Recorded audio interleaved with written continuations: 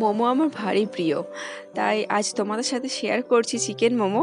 বাড়িতেই first time আমি বানাচ্ছি, মোটামুটি ভালোই হয়েছে। আর মোমো বানাতে বানাতে তোমাদের সাথে আমার লাইফের একটা মজার গল্প শেয়ার করছি।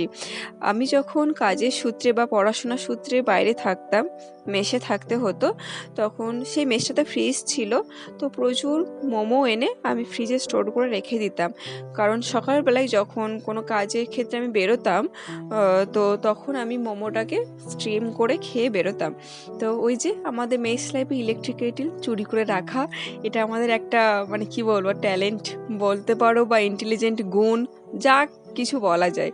যারা আমার এই রিলসটা দেখবে, যারা মেসে থেকেছে হয়তো তাদেরও এই কথাটা মনে পড়বে যে চুরি করে ইলেকট্রিক কেটেল রেখে কত কী যেন বানানো যায়। খিচুড়ি, পায়েস, ভাত, এমনকি হচ্ছে সেমাই, আবার কোনো কোনো সবজি গরম করে নিতাম ইলেকট্রিক কেটেলে। মানে জল গরম করার বাহানাতে কত কিছুই না আমাদের বানানো হয়ে যেত। তো এইটাই মজার গল্প তোমাদের সাথে শেয়ার করলাম।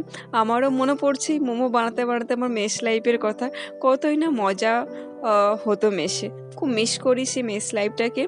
যখন রাত্রেবেলা আমরা সবাই একসাথে হতাম, তখন নিজেদের মধ্যে কত নাই কথা থাকতো। যাই হোক, চলো টাটা।